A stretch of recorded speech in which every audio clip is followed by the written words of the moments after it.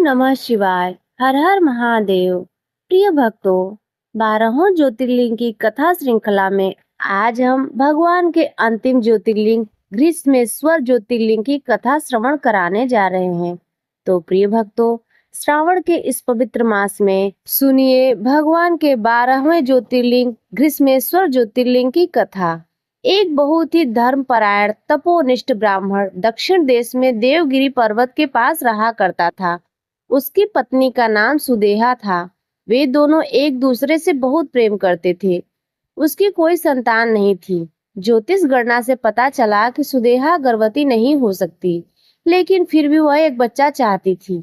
तब सुदेहा ने अपने पति यानी सुधर्मा से अपनी छोटी बहन से दोबारा विवाह करने को कहा। सुधर्मा पहले तो इस बात पर राजी नहीं हुआ, लेकिन सुदेहा के बार बार जिद करने से सुधर्मा मान गया। सुधर्मा अपनी पत्नी की छोटी बहन घुसमा को ब्याह करके घर ले आया। घुसमा अत्यंत विनीत और सदाचारणी स्त्री थी। साथ ही भगवान शिव शंकर की परम भक्त थी। घुसमा प्रतिदिन 101 पार्थिव शिवलिंग बनाती और पूरे मन से उनकी पूजा अर्चना करती थी। शिव जी की कृपा ऐसी रही कि कुछ ही समय बाद उसके घर में एक बालक ने जन्म लिया। दोनों बहनों के खुशी का ठिकाना न रहा। दोनों बहुत ही प्रेम से रहा करती थी, लेकिन पता नहीं कैसे सुदेहा के मन में एक गलत विचार घर कर गया। उसने सोचा कि इस घर में सब कुछ तो घुसमा का ही है, मेरा कुछ भी नहीं है। इस बात को सुदेहा ने इतना सोचा कि यह बात उसके मन में घर कर गई। सुदेहा सोच ही रही थी कि संतान भी उसकी है और उसके पति पर भी घुसमा ने ही हक जमा कर रखा है। घुसमा का बालक भी बड़ा हो गया और उसका विवाह भी हो गया। इन्हीं सब विचारों के साथ एक दिन उसने घुसमा के युवा पुत्र को रात में सोते समय मौत के घाट उतार दिया। वहीं उसके शव को तालाब में फेंक दिया। यही वही तालाब था जहां घुसमा पार्थिव शिवलिंग को विसर्जित किया करती थी। जब सुबह हुई तो पूरे घर में कोहराम मच गया। घुसमा और उसकी बहू फूट फूट कर रोने लगी, लेकिन घुसमा ने शिव में अपनी आस्था नहीं छोड़ी। उसने हर दिन की तरह इस दिन भी शिव जी की भक्ति की। पूजा समाप्त होने के बाद जब वह पार्थिव शिवलिंग को विसर्जित करने के लिए तालाब पर गई तो उसका बेटा तालाब के अंदर से निकलकर आता हुआ दिखाई पड़ा। बाहर आकर वो हमेशा की तरह घुसमा के चरणों पर गिर पड़ा।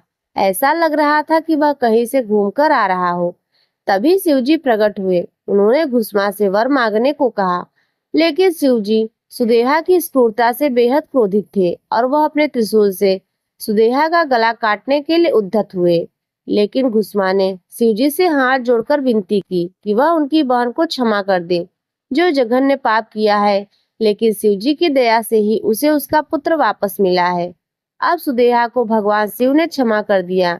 घुसमा ने शिवजी की प्रार्थना की, लोक कल्याण के लिए वह इस स्थान पर हमेशा के लिए निवास करे। शिवजी ने घुसमा की दोनों बातें मान ली और ज्योतिर्लिंग के रूप में प्रकट होकर वहीं निवास करने लगे। शिव भक्त घुसमा के आराध्य होने के कारण इनका नाम घुसमेश्वर महादेव पड़ा। इन्हें दृढ़ महादेव के नाम से भी जाना जाता है। तो बोलिए घुसमेश्वर महादेव की जय। ओम नमः शिवाय। प्रिय भक्तों, आपकी जानकारी के लिए बता दें, घुसमेश्वर ज्योतिर्लिंग को दो प्रमुख स्थान बताए जाते हैं। एक महाराष्ट्र में, यह महाराष्ट्र के संभाजी नगर औरंगाबाद के निकट दौलताबाद से लगभग 18 किलोमीटर दूर वेरुल गांव के पास स्थित है। यह एलोरा की प्रसिद्ध गुफाओं के निकट है। इन्हें घृष्णेश्वर और घुसमेश्वर के नाम से भी जाना जाता है। यह भगवान शिव के 12 ज्योतिर्लिंग में से अंतिम 12वां माना जाता है।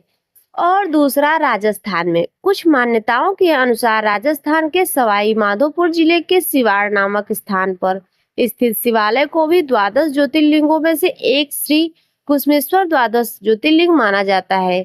शिव महापुराण की कोटि रुद्र संहिता के अध्याय में 32-33 में शिवाड़ स्थित इस ज्योतिर्लिंग का वर्णन मिलता है।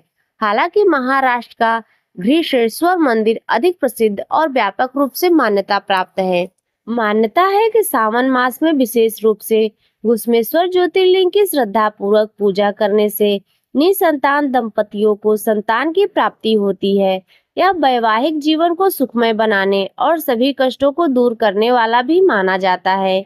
शिव पुराण में वर्णित है कि घुश्मेश्वर ज्योतिर्लिंग के दर्शन मात्र से सभी पाप दूर हो जाते हैं और सुख समृद्धि में वृद्धि होती है। ठीक वैसे ही जैसे शुक्ल पक्ष में चंद्रमा बढ़ता है, इसका महात्म्य सुनने से भी सुख बढ़ता है और कष्ट स्वतः दूर हो जाते हैं।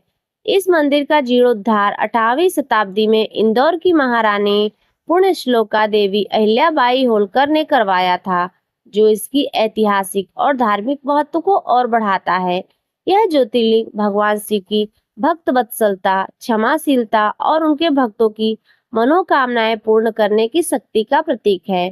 तो प्रिय भक्तों, आज की यह 12वें ज्योतिर्लिंग की कथा श्रृंखला समाप्त होती है। तो अगर आज की कथा और पहले की कथा भी अगर आपने सुनी है, आपको अच्छी लगी हो, तो वीडियो को लाइक कर दीजिए। चैनल पर पहली बार आए हो तो सब्सक्राइब कर दीजिए और कमेंट में हर हर महादेव अवश्य लिखिए।